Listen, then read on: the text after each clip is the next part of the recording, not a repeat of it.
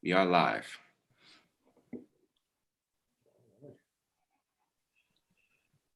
We are live and here, happy, spring breaking. At least some of us are spring breaking here in Houston. And we're live and excited to be coming into your living room or on your tablet device if you're on the beach, if you're in an amusement park or doing whatever you're doing on spring break. Hopefully you're doing it safely. But we are here tonight to talk about um, some different things that kind of piggyback on what we've been talking about at our church, Shine Bible Fellowship Church, as it pertains to parenting. So this is what we're calling the intersection. This is simply a time for us to deal with and talk about in a very casual, laid back, conversational type way about issues that we don't always have time or may not always be appropriate to address from the pulpit. This is more of a dialogue, and it allows us to really help people. We want to help people win with our faith, right? We want people to win with our faith as we tackle these tough topics that often pop up in the culture. So we'll be dealing with different issues that our culture is wrestling with, as well as just issues that we just struggle with as we're trying to win with our faith. So tonight we are going to be talking about an issue that, if you're a parent, you know how difficult parenting can be. Before we get into all of that, let me introduce who we have with us. First of all, I'm Jerron. I am the lead pastor at Shine Bible Fellowship Church, and delighted to be able to talk in kind of a less formal way than behind a pulpit, on a microphone, all that kind of stuff. Just hanging out with my friends, Jonathan Daniels and Amy Wire. Give it up for them. Round of applause. Boss. Jonathan is our youth minister at Shine. So this is a good topic for him to be jumping in, diving in. We'll see. What'd you say, Jonathan? I say you'll see. We'll see. We'll see whatever I say if it's a good topic or not. If you brought me on for a good reason. Right. We'll see. It's a test. It's a test for him.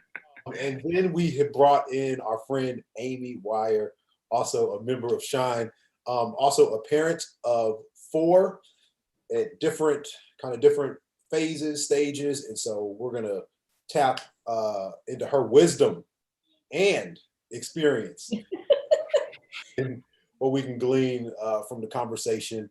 Jonathan is also a father of a little guy.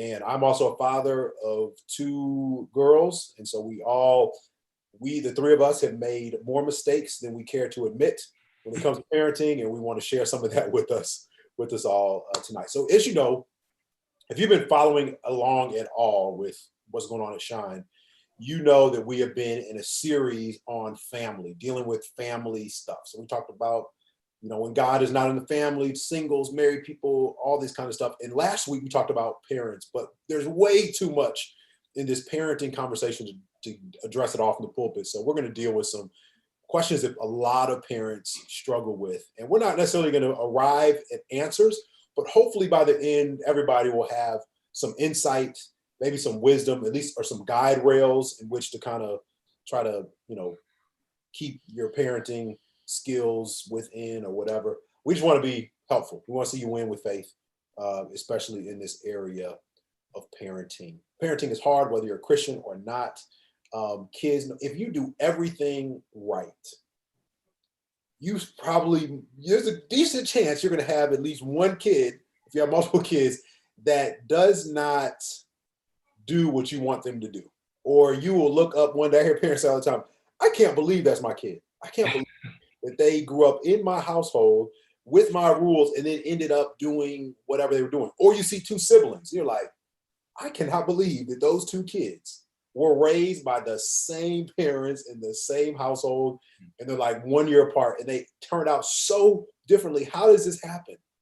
What are we to do with this? So let me ask you this, Amy, as we start to talk about how, as a parent, if in an ideal world, all right, perfect world, we're a parent, we're trying to get this thing right. Perfect world. You have a newborn child.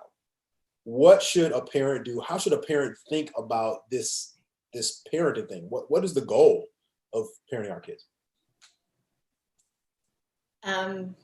Our day-to-day end goal is to continually point them to Jesus.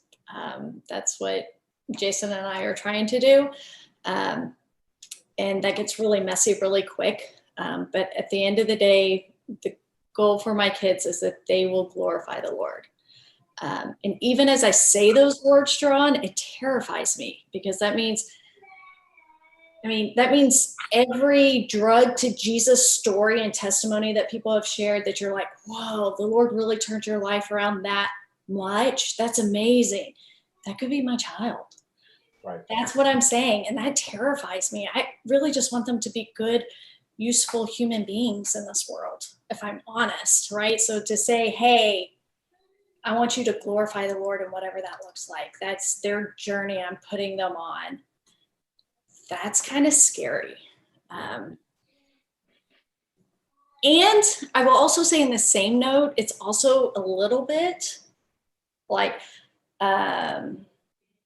being relieved in that it's somewhat out of my control. Like, God has to choose to use them for his glory, right? And I can point them there. And I think the Lord calls us to, as parents, to point them towards him. But there's plenty of kids with horrible parents who turn out loving Jesus. So Is it safe to say there's no formula, but maybe if there was a formula, I'd be a millionaire, right? if I had the formula, you wouldn't have me here. My rates would be too high to run. So that's a good point. That's a good point. I think what I'm hearing you say, Amy, is that we have to have the right goal, right? And that goal has to be more than just, hey, I want my kid to be to one day have a family and give me some grandkids and have a decent job so they don't have to live at home, right? You're saying that we have to have the right goal for our kid, and just really and kind of put it in the Lord's hands as we're dealing with on a daily basis. Is that kind of what you're saying? yes. Okay, cool. Yes. But I also don't think we can just be like, here you go, Lord, do, right? Like, we're called to work in that. So. Right. Well, we see that. This is the version that we see in church. It's like, all right, here you go, church. Yeah. Kids, and do something with them. And then if they don't turn out right, then it's somehow the church's fault. But we're not going to go there tonight. Well, good point. Good point. What do you think? We're talking about what do we do if we have a newborn baby, fresh newborn baby, smells like baby powder. How do we start at an early stage, to set them up to be successful, whatever we're defining success as? Yeah. Well, so I think, I had a very different view than before like parenting until my son came. I had this kind of let them roam and let them do what they're going to do. And, if they, kind of learn from their own mistakes kind of thing. But then when I had my son, I felt like I just wanted to protect him from everything. Like I didn't want any harm to happen to him.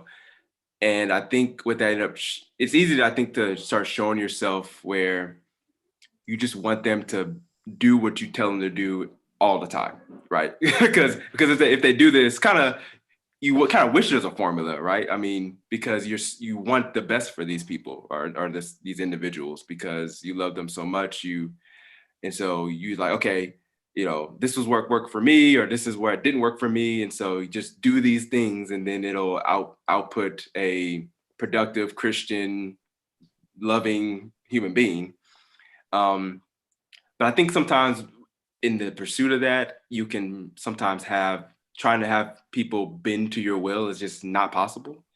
And then you may end up losing somebody in the process, right?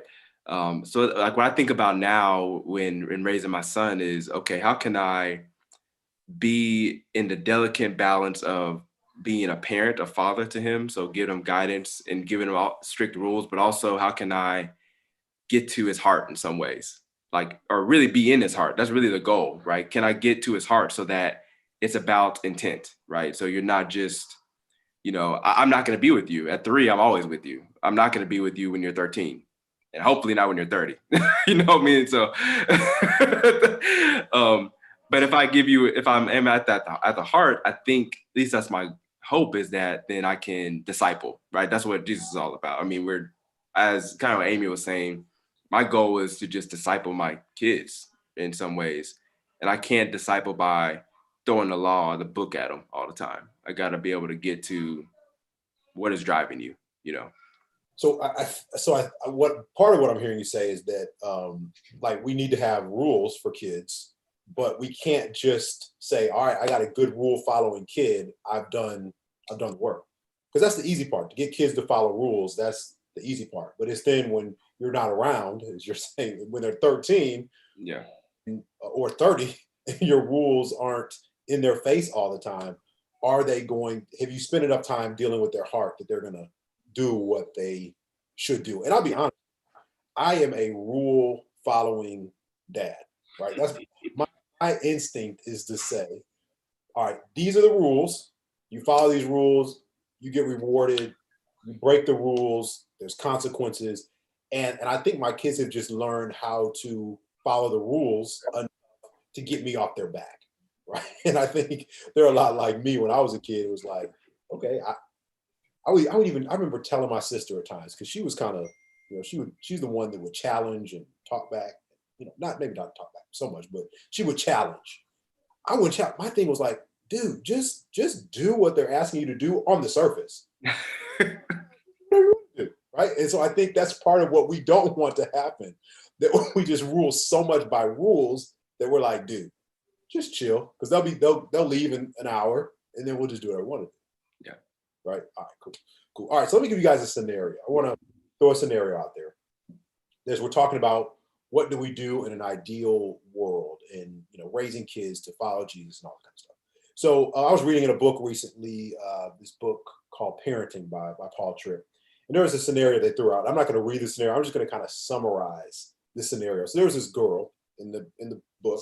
She was in high school, and she seemed, on the surface, she had everything going for her. She was doing good in school. She was involved in the youth group at church.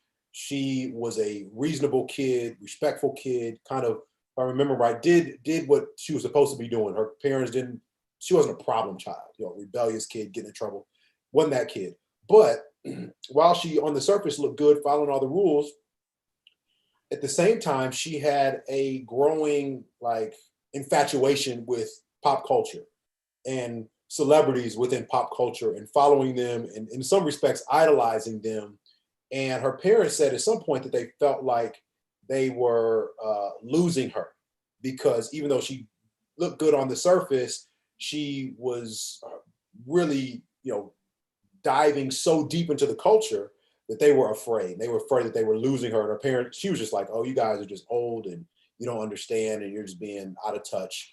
What do you say to something like that? If that's your friend who has a child that looks good on the surface, they follow the rules, but their heart is somewhere else, what do you say to that? How do you deal with that? So I feel in some ways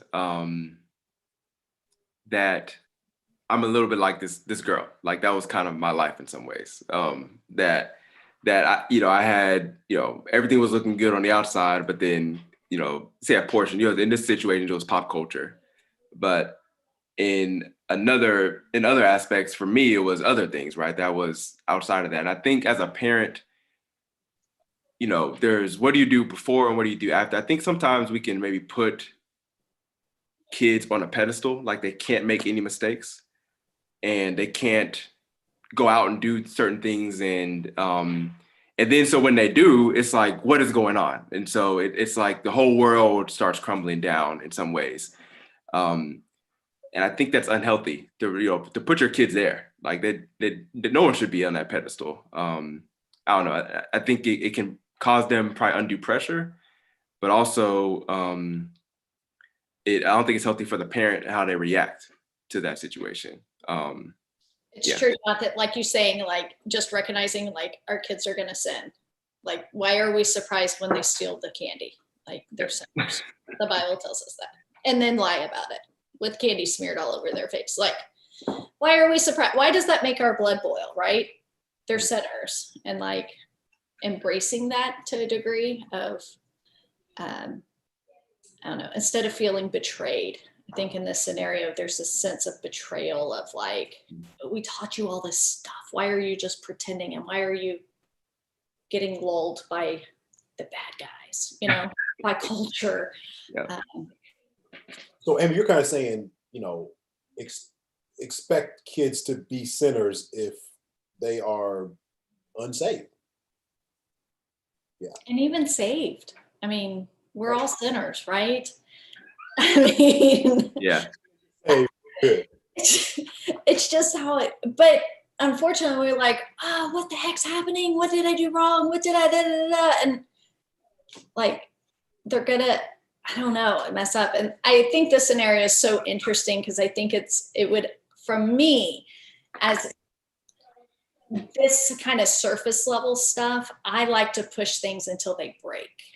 So like I was a rule follower, but I also was I picked what rules that I thought was important. And so, and depending on if I respected that authority or not, of how much I would push what rules that I felt like they were, like I was very hard on that kind of stuff. And so like, I find it interesting. So as a parent, I would be pushing this kid to make like a big mistake in it. Like this whole surface level stuff would annoy me to no end. Yeah. Say a little bit more about that. You would push. Yeah. So like I would, and I don't know, this is not right. Okay. And I have a wonderful husband who would probably counteractivate this. Right. So take that with a grain of salt. But like this whole, like right now in our household, this is a good example. Our household, oh my gosh, my kids are notorious for doing everything right as long as I'm in a room. And I leave the room and all of a sudden they're swinging from light fixtures, you know, and it's like, well, no, like, no. And so today, actually, we went to a store. A few of my kids begged. It was one of those connected stores, you know, the adult side, the kid side. Can I go to the kid side? Fine, but y'all have to stick together and you better behave.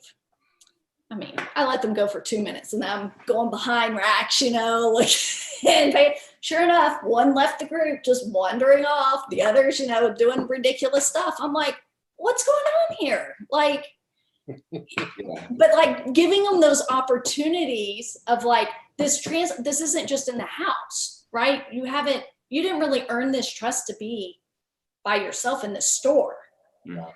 And now you have proven that again, right? I allowed that to happen without too much repercussions. Does that make sense? So Yeah.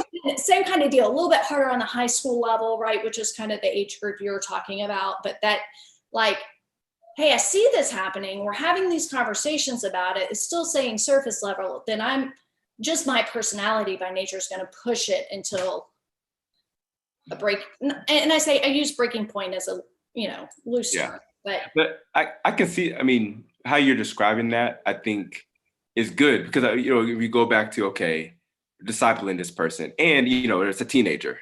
So you're not 3 at some, you know, you could stop. But that's, I mean, what is that really going to do? It's probably going to just push them away further. And this is probably the hardest thing that I was talking about. You want to protect your kids, but what's the, you know, I tell my son, don't touch the grill. It's hot. Don't touch the grill. It's hot. Don't touch the grill. It's hot. Okay. Like, okay. You know, if you keep wanting to touch the grill, you know, the people are probably, it's not a, you know, but we had this where he would like go on the side of the bed. Like, quit, you're going to fall over the side of the bed. Stop going over the side of the bed. And okay. Then he busted his head on the side of the bed. You see what I told you about? You're not going on the side of the bed. You know, it's a really good lesson that happening. And that's a small example, but I think that's what you're describing, Amy, is you kind of got to let them see the repercussions of the actions, right? So if it's pop culture, right? They're all out in the world. It's like, okay, I'm putting everything out there. Okay. You know, whatever it is, it's like, okay, try that. and then you've already told them why, and then they're gonna see it for themselves. I mean, that's you know, But I also think the big piece to this, Jonathan, that you and I are trying to communicate is that we have open communication with our kid, right? It's not, haha, see, you busted your head. yeah, Right? yeah, It's like, yeah. okay, come here, let me fix this for you. Not necessarily fix it for you, but like comfort you. But this is what we were talking about and trying to prevent, right? Like that communication. Are you trying to get me to be quiet, Jerome? I'm feeling really convicted because I have to confess. So when I'm a bad, I guess I'm just a bad parent. Look, kids all the time. I say, hey, stop doing this, or you're gonna fall and bust your head, or you're gonna do something and you're gonna bust your head. When they actually do it, like this is so bad. Like I think my first reaction is not like to run over, pick them up. Oh, it's like, see, I told you you're gonna fall and bust your head. And then my second reaction is to go over and, can I just be honest? Like that's just, I don't think that. I don't That's think me that. too. Yeah, I think it's a moment. It's not. I think it's. I don't know. Or is this moment of like, I need you to feel this, right? Yeah. The weight of this decision. And it's not a sucker, right? Like it is I need you to feel the weight of this moment. Yeah. And now let's move through it together. gotcha. The together part, right? Together. Not now you have to pick up the pieces and figure out how to do this. Cool. That's what we're trying to communicate through 3 years old with touching the girl through high school, through college. Gotcha. All right. Well, so let me throw this out here. So, we talked a little bit about, we want to make sure that we are discipling our kids, trying to, give them enough rope to make mistakes if it's necessary, to earn trust, all these kinds of things. This is like ideal stuff, right? In a perfect world, this is kind of how we would operate. But what happens when, you just haven't been doing what you're supposed to be doing as a parent, or you've been negligent, or maybe you just didn't know any better, you didn't have time, for whatever reason, you didn't invest in them as a kid, or the right things as a kid, or even maybe you did, but then they just start wilding out. I mean, they take a drastic left turn and like start getting into some big stuff. And you're now saying, okay, because it's easy to deal with problems when you have a little one, but it's harder like when they're already like 14, 15, right? Even in the mentoring world, it's often said, if you can get a child like when they're young, then you can make a difference. But like if you get them at a junior in high school, they're already kind of set in their ways. Well, what does a parent do when you have a child at that age and they get into something? It's too late to go back to 3-year-old. Now we're dealing with a 16-year-old with some real stuff. So there's another scenario. Just kind of want to throw out there. There was I'm kind of making up this scenario. So there's a guy, and he's hanging out with a friend from school. It's a female friend. They're just hanging out. They're study partners. They do extracurricular clubs together. All this kind of stuff. And you just think as a parent, man, they're just good friends. Come to find out, the guy starts acting funny. Just started acting different, and then you as a parent finally sit down with this person and you have a serious conversation with them. They deny that anything's wrong, and then finally they tell you they're engaged in this sexual relationship with this study partner friend that they've been saying is just a friend. The parent then freaks out and says, okay, now that I know this, you can't see them anymore. We're changing your curfew. We're taking your car keys. We're monitoring your phone. Every time you have company, you have to keep your door open. And the parent responds to the kid, not doing what they wanted them to do by basically cutting out all of their freedom. What do you think about that? How do you handle that? Amy, what do you think about that? I think that's hard. And I'll say, like, my first instinct would be to do that, right? And I don't know that that's I don't know that that's the right thing, but that would be my first instinct. Yeah. No, it would be my first instinct as well. I mean, initially just hearing you go through this scenario, my hope is that we have already established some of those boundaries, like no closed doors, same or opposite sex when people are over, like some of those kind of what I would consider basic boundaries, and that goes. And so when you were saying that, that was my initial thought of, I hope that some of those low hanging fruit boundaries were already set in place. But if they weren't, then yeah, I think it's, I mean, if you're talking a 16-year-old at that point, it has to be more of a conversation. If you expect any real change. Yeah. I'm also not really big on, I have come to terms that I am not God and I can't watch my kids every breathing moment. It's kind of a disappointment to myself, but that's my reality. And so at 16, that's so true. I mean, they're going to work around you. So what are you willing to enforce and monitor to that degree? That's hard. That's hard. That's a lot of work. And, you know, I feel like, and I know this isn't absolute truth, but I do feel like if it was like, if I was the parent of the girl, like, you don't want to get pregnant, you don't want it, like all these things, right?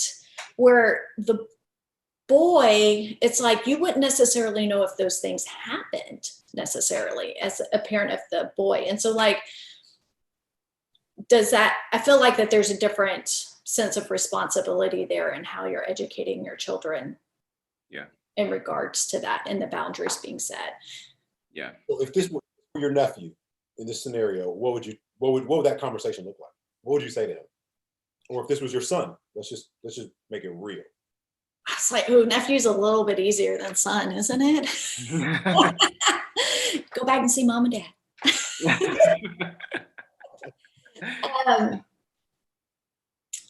I think I would start with the whys. Like, what do you find attractive about this person? What is your long game plan? Is there a long game? Are we just acting on what we want now? And if that's true, then what are the repercussions of that, right? And if we actually have if my nephew or son has a long game, like they really love this person, blah, blah, blah, blah, blah, right? Then is what we're doing achieving that? And are we looking to the Lord for that? What can we have some of those conversations, right? And yeah, kind of that.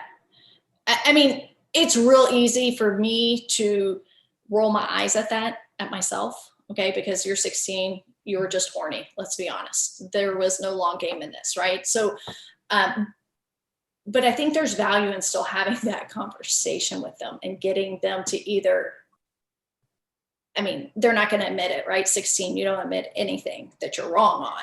This is true love from a 16-year-old, right? I mean, we know what to say at 16, but if we can make some of those connections to get them thinking beyond just this moment. Yeah. Other thoughts on that? Yeah. It is tough, you know, especially, you know, as a parent, you think of, the implications of it. You are thinking, you know, what if, and you, I think where I would probably go, let's say it was my son and he was 16 in that same situation. I think where I would want to go is share, I guess maybe I would probably validate how he feels in some ways. You know, because you said, you know, you're 16, it probably is, you know that, right? It's probably not, you've been there before, but he feels that. I think he feels, and I think you know your child too, right? Because it may have just been, yeah, I'm just, you know, I got horny, and then it wasn't nothing more than that, right? Or, you know, maybe they really do have this deep connection, and they feel that we're gonna get married and have children, and you know they're justifying it whatever way. I think know your child, but let's say you're on the typically the 16-year-old is in love, right? probably validate the feelings. But then I would probably be personal, my own story, like, or like, this is why I'm telling you this, you know, that it's not coming from a disconnected, I've never been there before. Um, so that he feels like I'm playing a movie, here's my movie. And so you see where I'm coming from, right? So that maybe it can get, back to his heart. Okay. So at least he's thinking twice about, yeah, he can go anywhere and do whatever he wants, right? I can't stop him from other if it's in my house or whatever. So I think I would that'd be my approach. And I think that's good. I think both you guys kind of mentioned that. I'm just going to say this and we got to move on. But the answer is really the heart at that point. When I look back at 16, um,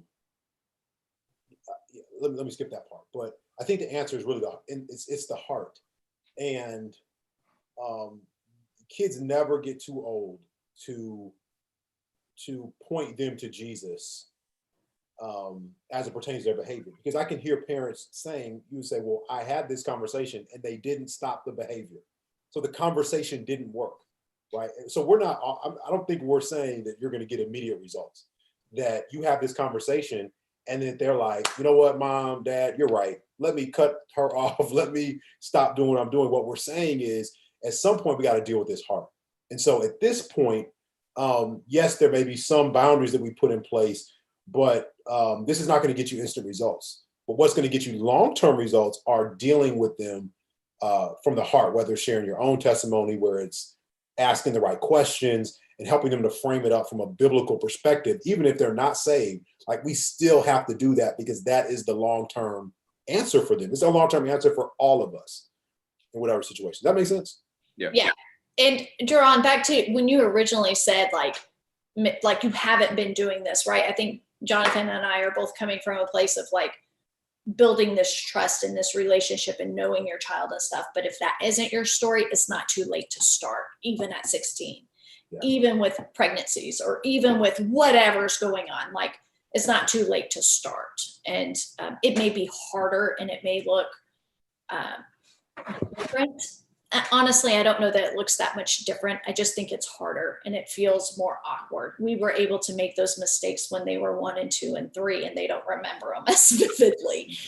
You know what I mean? We were able to have those awkward, like, that's not what I wanted to say. They won't remember it. So anyway, to encourage people out there who, in their parenting journey feel like, well, I messed up I wasn't doing this all along. I don't think it's ever too late, whether your kid's 16, 5, or 35, to enter into that relationship. Yeah. Cool. All right. So let's get real practical.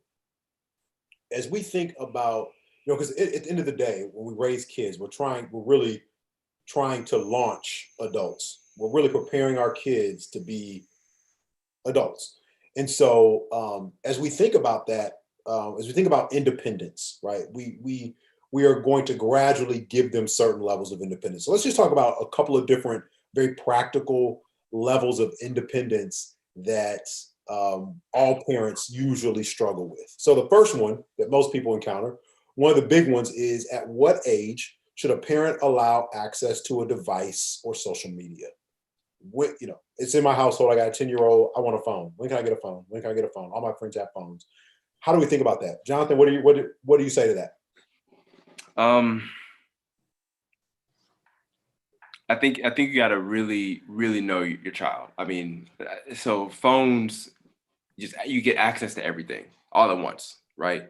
But everyone has them. That's the pressure. Everyone has them. You're going around, your kids like, I'm the only one without a phone. People calling the house. Jerron's picking up, like, who you on the phone with? Like, I haven't got my own line.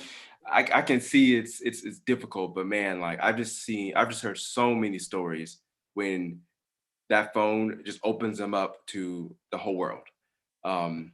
So I would be wary of elementary school kids having phones. I'd be wary of even junior high. I would just be thinking, why do they need the phone?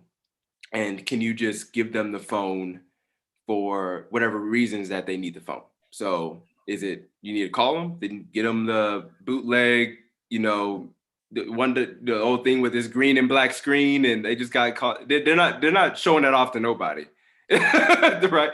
Why do they need that? And then I think that's how my approach would be: is give them what they need and not just open them up to the entire world.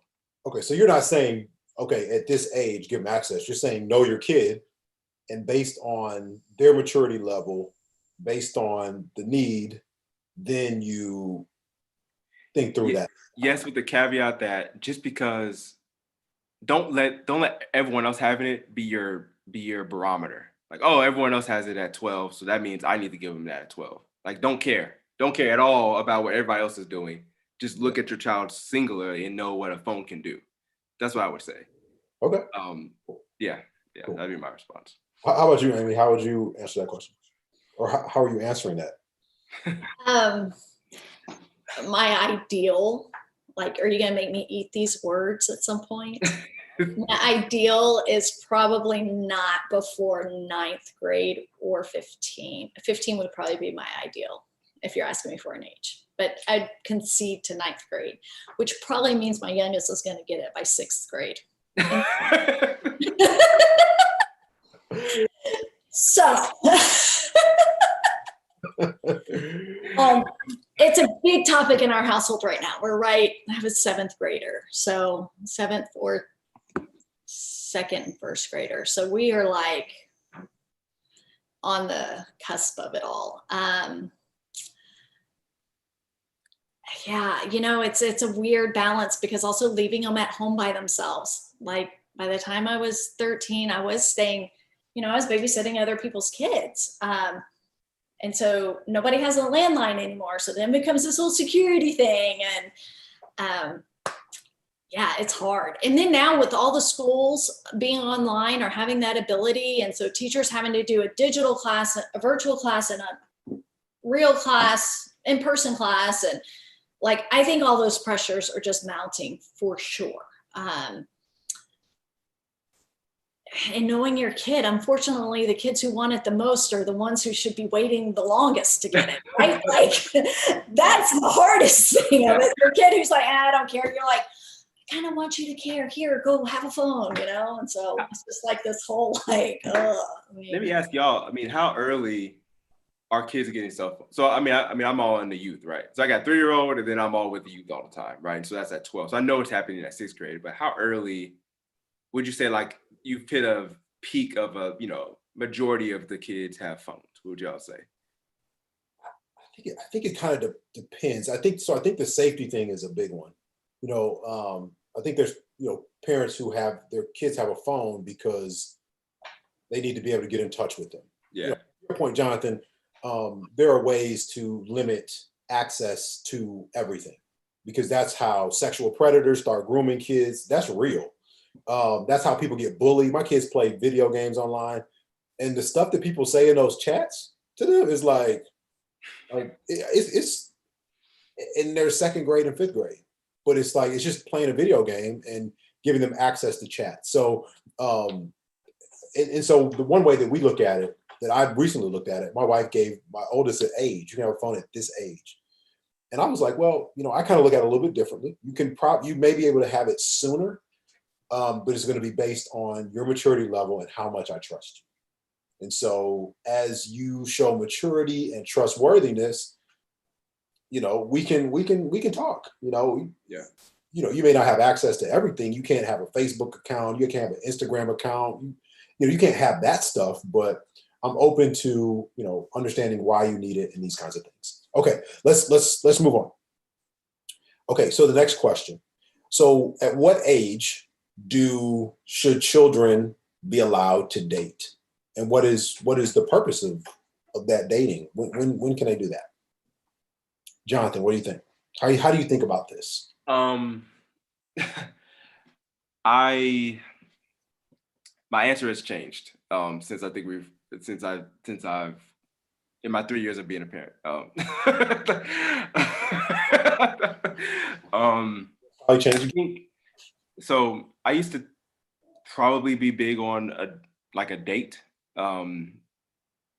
just because it was like a goal. Like, okay, you can finally start dating. But I think boundaries is probably what I would probably preach more than you can date. So for example, and they may equate this to dating. They may say, I can't date until this date because I put the boundary, but the boundary would be you're not by yourself with anybody until, you know, you're 15 or whatever. I made that number up.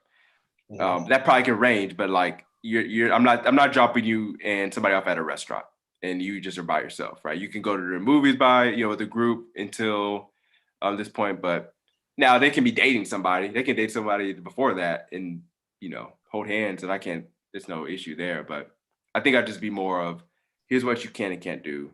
And then kind of releasing some of those boundaries as you get older. Okay. How about you, Amy? How are you handling this? I don't know. I don't have a hard line on this.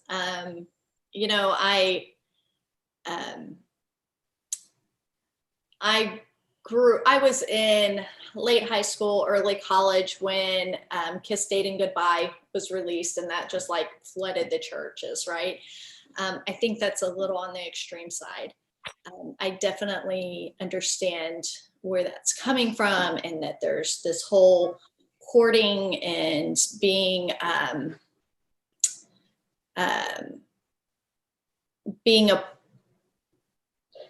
in a relationship and stuff. But I think you can make that your idol. I think there is something to be said to be around people of the opposite sex and form friendships and stuff like that. And even beyond friendships. I think it's important to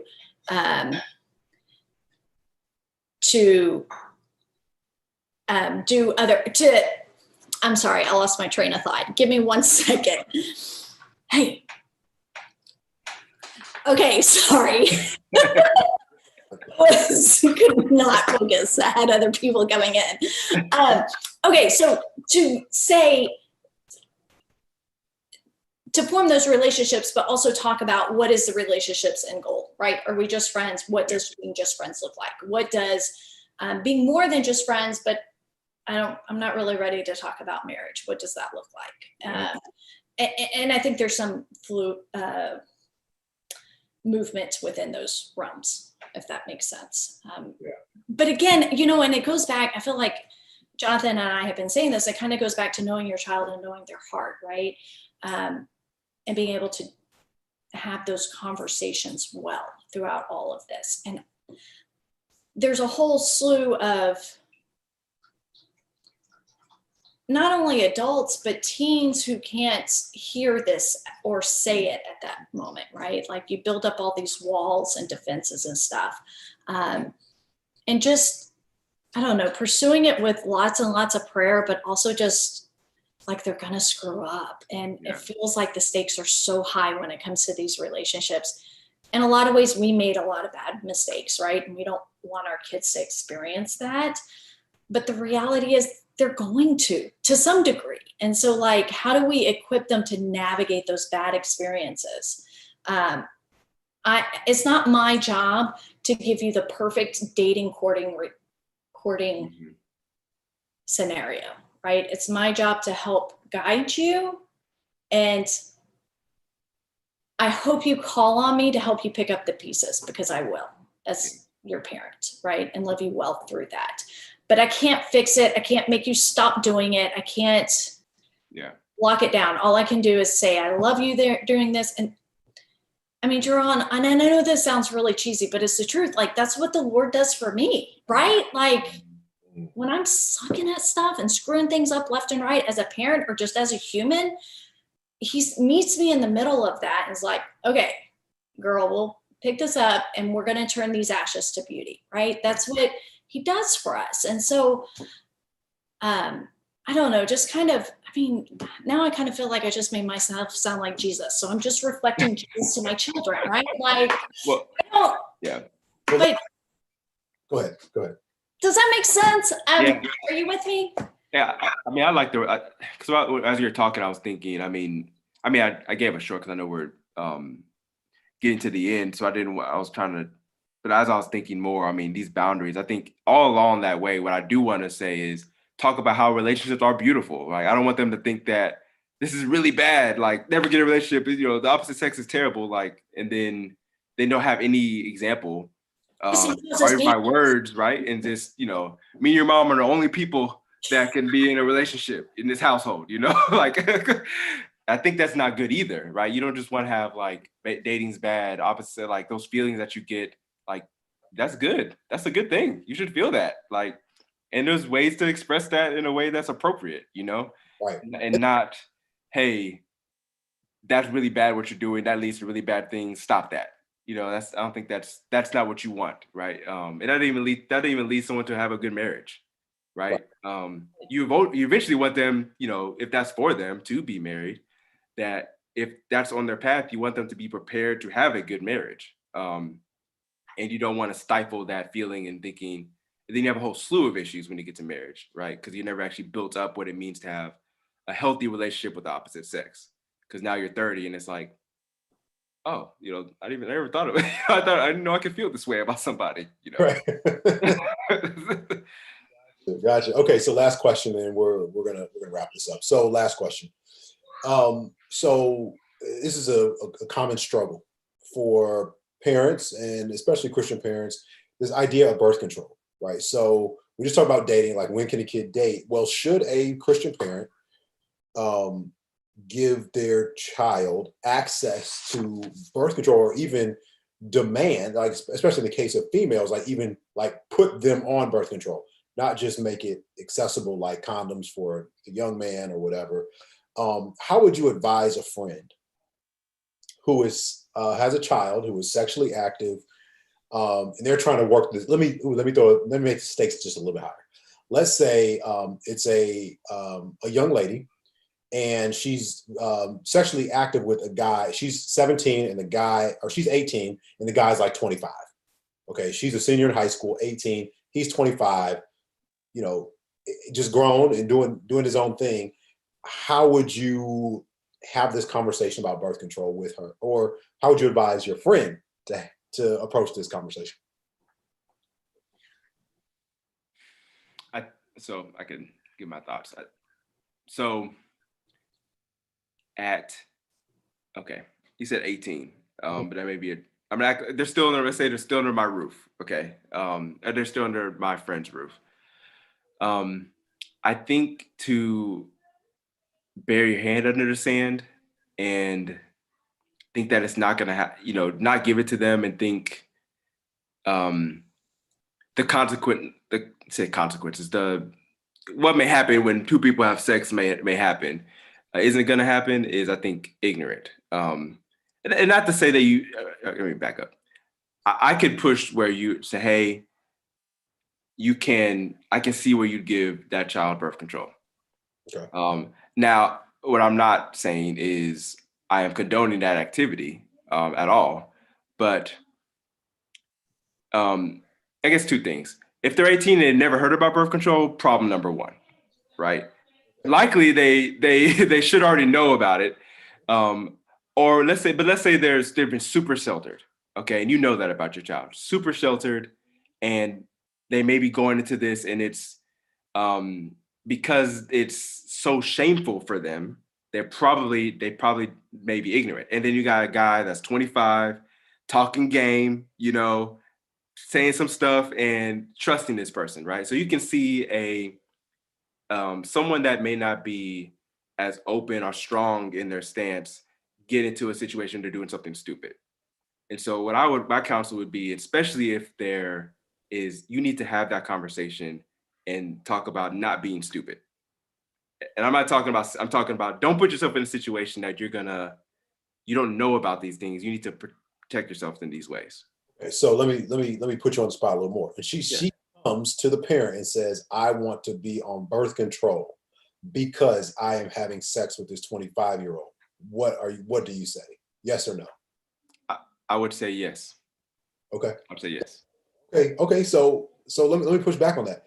Does this encourage her to sin? Is this, are you just now just giving her permission to, all right, I'm gonna put you on birth control because you're sexually active, and this is gonna protect you from some consequences? am I now just kind of giving her permission to just kind of do whatever? That's kind of how I'm hearing what you're saying. So no, it's not giving you permission. It is okay. Here's a couple of things.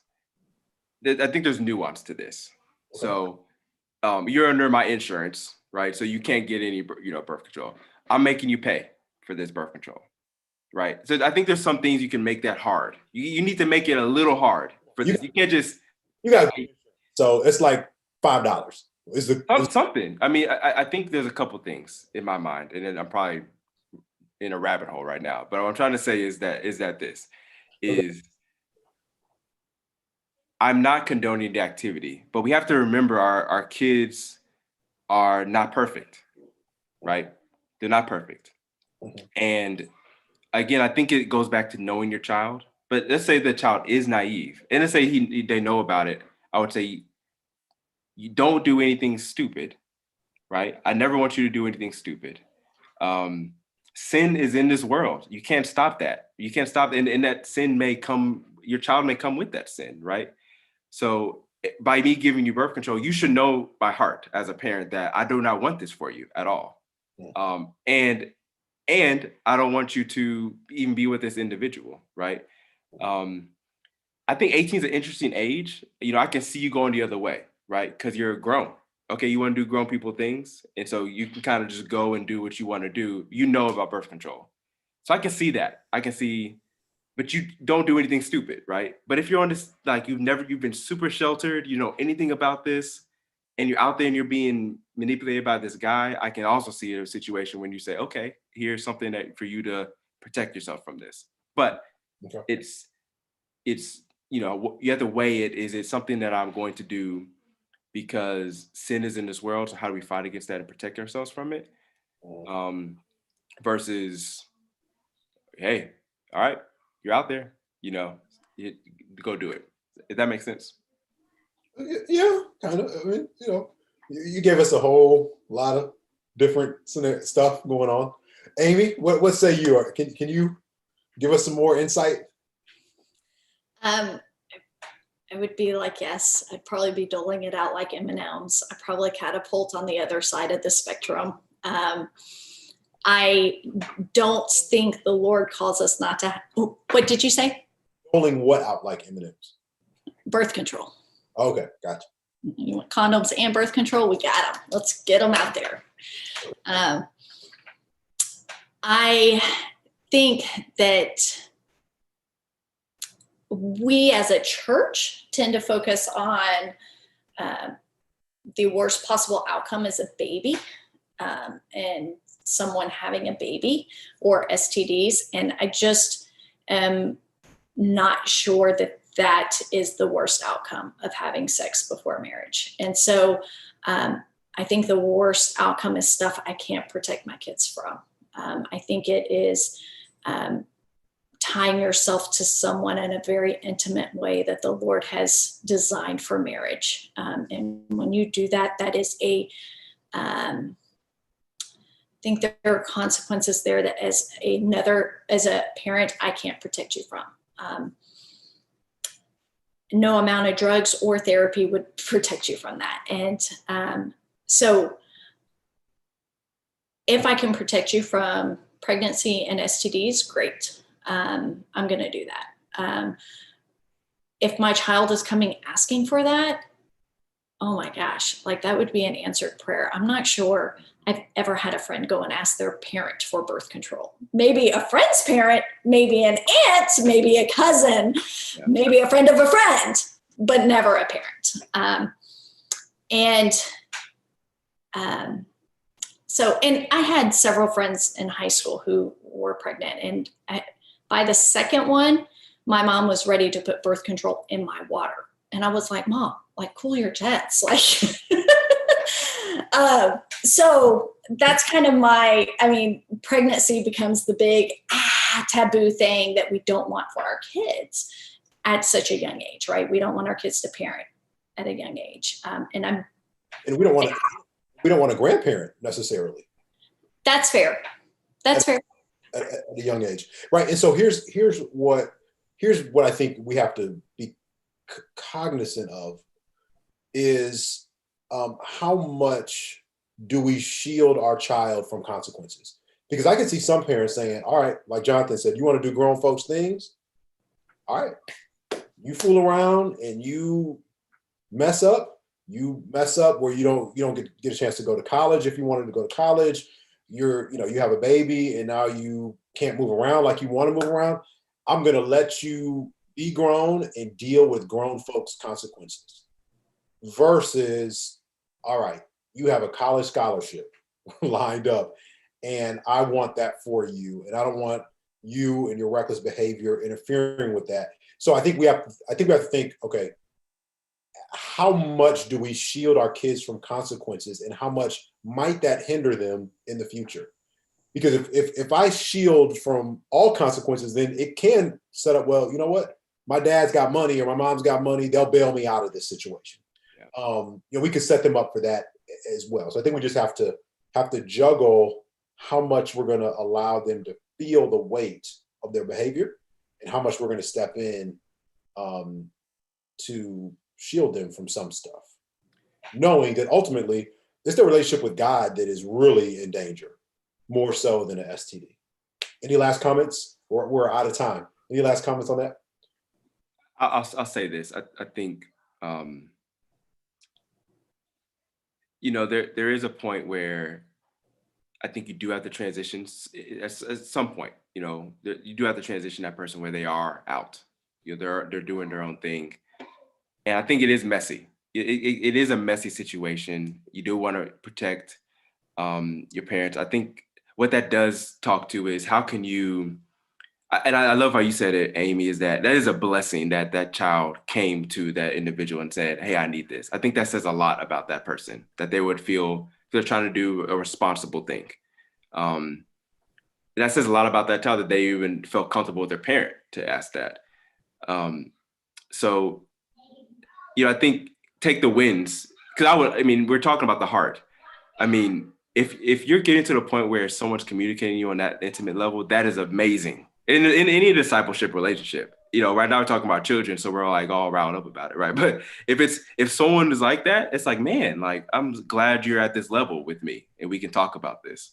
That's good. That's so, true. Whether you whether you give it out like M&Ms or you're, hey, I don't think this is appropriate, and you get your whatever you decide to do, I think that is a moment that you have that you can take advantage of. That every parent may do it differently, and there may not be a right or wrong. Yeah, I think that's a big thing with all of this, that we're saying that because each kid is different, there is not an absolute right or wrong. Yeah, that there is a spectrum that we have to make decisions on, while keeping in mind our children come out as sinners, and it is our job to try to point them towards Jesus at all time, knowing them, working with them, and ultimately trying to determine, how much rope we give them to not hang themselves necessarily, but how much rope we give them to make mistakes and how much we shield them. And that is where we need to be prayerful, where we need to be discerning, and really where we need to have other people in our life that can give us wisdom. The scriptures tell us that in the multitude of counselors, there is safety. I think it's really true as parents. You cannot parent alone. You need some other Christian parents that can speak life to you, encourage you, and just give you wisdom as you try to navigate this thing. Guys, we are out of time. Thank you guys for joining me tonight. I don't know that we have actually given anybody any clarity, but at least we have talked through some issues that I know that people are dealing with on a regular basis. Thank you guys for listening. Jonathan, Amy, any closing? No. Thank y'all for joining in. All right. Sorry, for sure.